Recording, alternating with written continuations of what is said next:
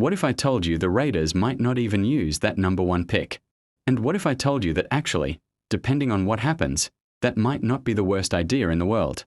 Stay with me, because this thing is way more complicated than people are making it out to be. Welcome to us Football Daily.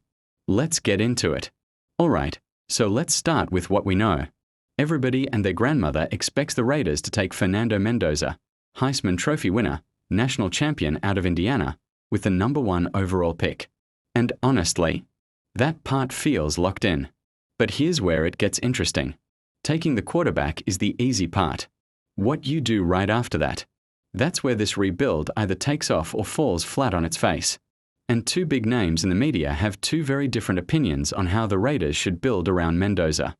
Colin Cowherd on FS1 is saying, go quarterback, then wide receiver, then offensive tackle.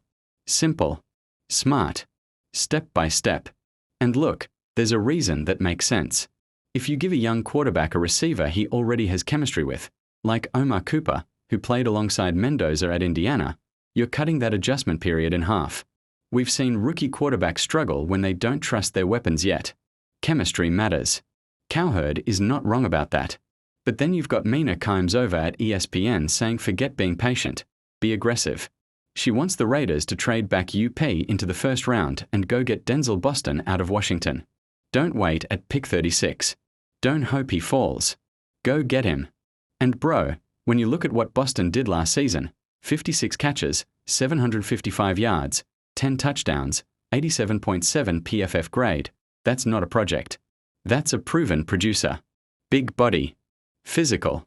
Catches everything in traffic.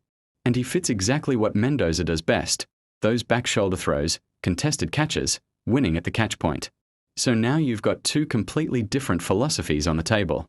Stay patient and let the board come to you. Or go be aggressive and make sure your quarterback gets his guy on day 1. Here's my honest take. Both approaches work.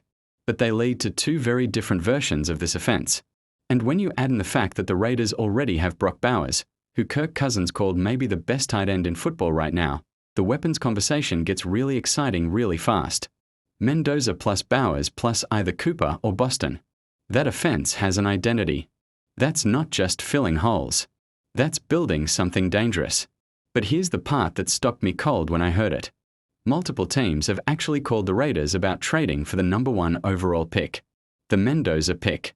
And when GM John Spytek was asked about it directly, he didn't shut it down. He said they've gotten calls, and that those teams know where things stand. That is not a no, Raider Nation. That is a we are listening. And Spytek went further. He said he's always open-minded when offers come in and that sometimes the best deals show up right there on draft night.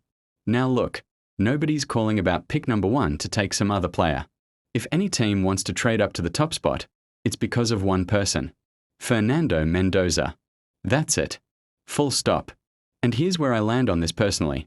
If you truly believe Mendoza is your franchise quarterback for the next decade, you do not move off that pick. I don't care how many first-round picks are in the offer. I don't care how pretty the package looks. We have been searching for a real answer at quarterback for years. Years. And now you've got one sitting right there at number 1. You don't gamble with that. You don't. But, and this is important, a smart front office stays on the phone. You listen. You don't hang up. You just don't flinch either. So here's the real question this draft is answering. Are the Raiders all in on Fernando Mendoza and building a real offense around him? Or are they still one big offer away from changing course? Because bro, we've been here before. We've watched this team hesitate at the worst possible moments. We've seen the direction get blurry when it should have been crystal clear. This has to be different. This has to be the draft where the Raiders plant their flag and say, this is our quarterback, this is our plan, and we are going all the way with it.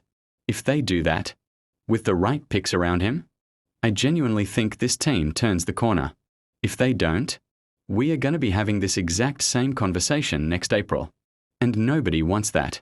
So let me hear from you right now. Drop it in the comments. Do you keep the number 1 pick no matter what? Or does a crazy blockbuster offer change your mind? And if you're not subscribed yet, 6 days to the draft. We are live every single day breaking down every move. Hit that subscribe button and let's ride, Raider Nation.